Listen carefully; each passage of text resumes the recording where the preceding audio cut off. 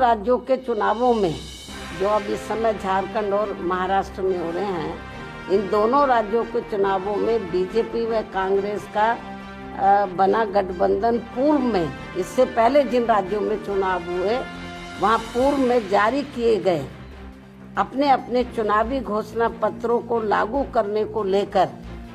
जो उस समय इन्होंने लागू किया था और किस्म किस्म के प्रलोभन दिए थे अपने चुनावी घोषणा पत्र में, उसको ये लागू तो कर नहीं पा रहे हैं। बहुत बुरा हाल है,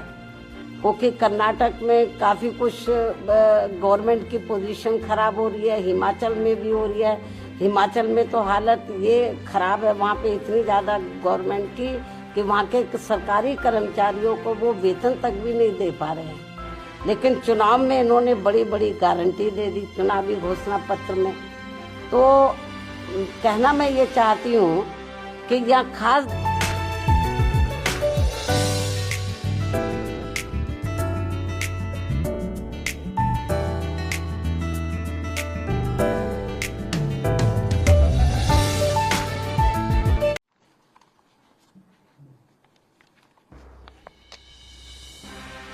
मीडिया बंधुओं, जब से यूपी में 9 विधानसभा की सीटों पर उपचुनाव घोषित हुए हैं और इस बार इन सभी विधानसभा की सीटों पर बीएसपी भी अकेले ये चुनाव लड़ रही है, तो तब से बीजेपी व सपा गठबंधन की नींद उड़ी हुई है। जब से उन्हें मालूम पड़ा कि बीएसपी भी 9 विधानसभा की सीटों पर बाई इलेक्शन लड़ रही है, तो तब से बीजेपी व सपा गठबंधन की नींद उड़ी हुई है। क्योंकि बीएसपी ने यहाँ काफी समय से एक आदि उपचुनाव को छोड़कर अधिकांश उपचुनाव नहीं लड़े। तब से खासकर ये दोनों पार्टियां यानी कि बीजेपी व सपा तथा इनका गठबंधन अभी तक इन चुनावों में जो भी बाई इलेक्शन हो रहे थे, तो अभी तक इन चुनावों में अंदर अंदर आपस में मिल बांट कर ये चुनाव लड़ते रहे। लेकिन इस बार हो रहे उपचुनाव में जब बीएसपी भी मैदान में डटी हुई है, तो अब इन दोनों पार्टियों में इनके गठबंधन की काफी परेशानियां बढ़ गई, जिससे जनता का ध्यान बांटने के लिए अब बीजेपी बटेंगे तो कटेंगे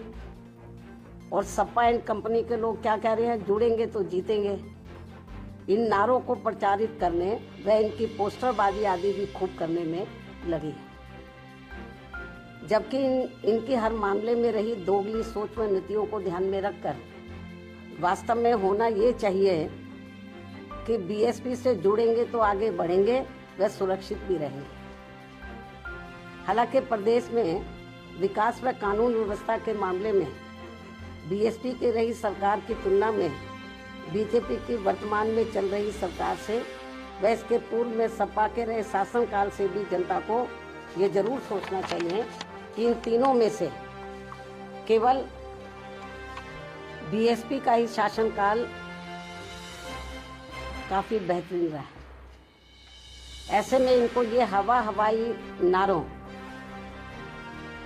ऐसे में इनको प्रदेश की जनता को इनके ये हवाई नारों व पोस्टरबाजी आदि के चक्कर में बिल्कुल भी नहीं पड़ना चाहिए। इसलिए अपनी कमियों की वजह से ही अब बीजेपी के लोग ये नारा लगाकर उपचुनाव में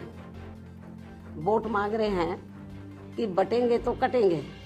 ये नारा लगाकर वोट मांग रहे हैं, तथा वही सपा के लोग भी ये नारा लगाकर वोट मांग रहे हैं कि जुड़ेंगे तो जीतेंगे। जबकि इनकी आड़ में ये दोनों पार्टियां यहाँ के लोगों को केवल गुमराह कर रही हैं। इन नारों की आड़ में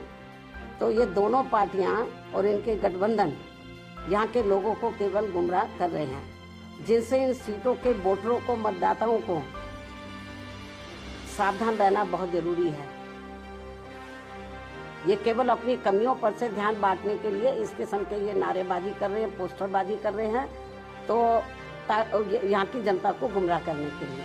तो जिनसे इन सीटों के मतदाताओं को सावधान रहना बहुत जरूरी है। इतना ही नहीं, बल्कि सपा की रही सरकार ने तो यहाँ अधिकारी लोग नहीं बल्कि सपा के गुंडे, बदमाश, माफिया आदि ही ज्यादातर इनकी सरकार चलाते रहे। और अब ऐसा लगता है कि यहाँ हो रहे उपचुनाव में सपा अपने गुंडों, बदमाशों व माफियाओं को अंदर अंदर ये कह रहे हैं कि ये उपचुनाव जीतोगे तो आगे सरकार बनाओगे, तभी फिर बचे भी रहोगे।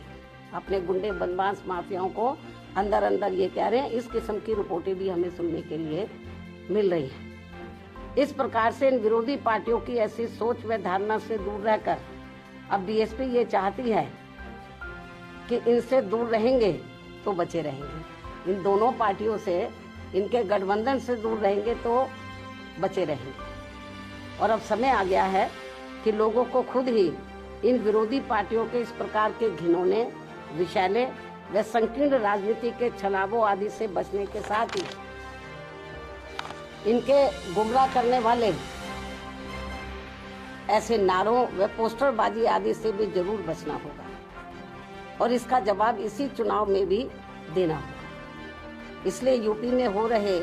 विधानसभा चुनावों में आम लोगों के साथ ही खासकर यहाँ के वोटरों से ये विशेष अपील है कि वे इन विरोधी पार्टियों के ऐसे किसी भी छलावे,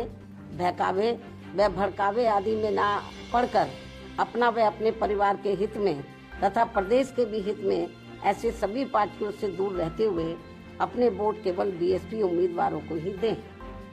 क्योंकि इसी में ही सबका हित निहित व सुरक्षित भी है। इसके अलावा आप लोगों को ये भी मालूम है, यूपी के उपचुनावों के साथ साथ तो इस समय देश में झारखंड व महाराष्ट्र प्रदेश में भी विधानसभा के लिए आम चुनाव हो रहे हैं। यहाँ भी हमारी पार्टी अकेले ही अपने बलबूते पर ये चुनाव लड़े। और यहाँ खास ध्यान देने की बात यह है कि इन दोनों राज्यों के चुनावों में, झारखंड व महाराष्ट्र, इन दोनों राज्यों के चुनावों में बीजेपी व कांग्रेस का बना गठबंधन पूर्व में पहले जिन राज्यों में चुनाव हुए, जैसे कर्नाटक है, हिमाचल है, इससे पहले हरियाणा है, जिन राज्यों में भी चुनाव हुए हैं, तो इन दोनों राज्यों के चुनावों में जो अब इस समय झारखंड और महाराष्ट्र में हो रहे हैं, इन दोनों राज्यों के चुनावों में बीजेपी व कांग्रेस का बना गठबंधन पूर्व में, इससे पहले जिन राज्यों में चुनाव हुए वहां पूर्व में जारी किए गए अपने अपने चुनावी घोषणा पत्रों को लागू करने को लेकर, जो उस समय इन्होंने लागू किया था और किस्म किस्म के प्रलोभन दिए थे अपने चुनावी घोषणा पत्र में, उसको ये लागू तो कर नहीं पा रहे हैं। बहुत बुरा हाल है,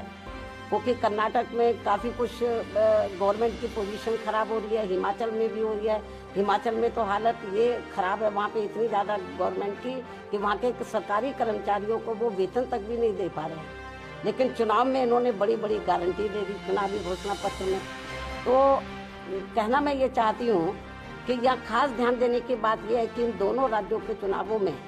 यानी कि झारखंड और महाराष्ट्र में जो इस समय चुनाव हो रहा है, इन दोनों राज्यों के चुनावों में बीजेपी व कांग्रेस का बना गठबंधन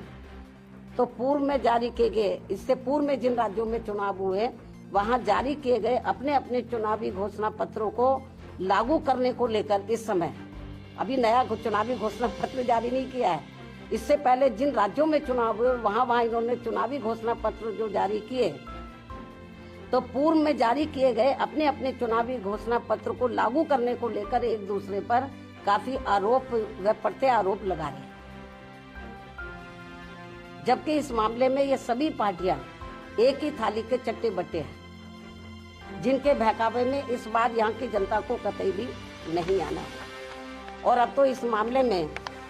कर्नाटक की कांग्रेसी सरकार के खुद ही इस पार्टी के राष्ट्रीय अध्यक्ष इस मामले की पोल भी खोल रहे हैं। और इस मामले में ऐसे सभी पार्टियों पर अब जनता को कतई भी विश्वास नहीं करना है। इतना ही नहीं बल्कि पूरे देश में हर क्षेत्र में महिलाओं का उत्पीड़न होना अभी तक भी बंद नहीं हो पा रहा है। और इस मामले में अभी हाल ही में महाराष्ट्र में अरविंद सावंत द्वारा जिस प्रकार से वहां एक महिला के लिए अभद्र भाषा का इस्तेमाल किया गया है,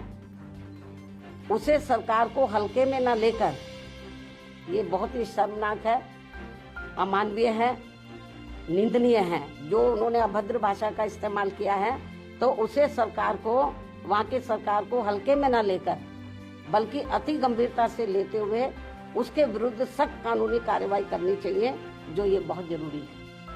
और ये ऐसा नहीं हुआ तो और लोगों के भी फिर मनोबल बढ़ जाएगा कि और भी बोलते जाओ और महिलाओं के बारे में, जो ये ठीक नहीं है। इन्हीं कुछ जरूरी बातों के साथ ही अब मैं अपनी पार्टी के लोगों से यूपी में 9 विधानसभा की सीटों पर हो रहे उपचुनाव के साथ साथ झारखंड व महाराष्ट्र स्टेट में भी विधानसभा के लिए हो रहे आम चुनाव में अपनी पार्टी के उम्मीदवारों को जिताने की भी पुरजोर अपील करती हूं। धन्यवाद। जय भीम व जय भारत। वीडियो कैसी लगी आप अपने कमेंट्स के माध्यम से हमें बता सकते हैं और चैनल को लाइक, शेयर और सब्सक्राइब जरूर करें। धन्यवाद।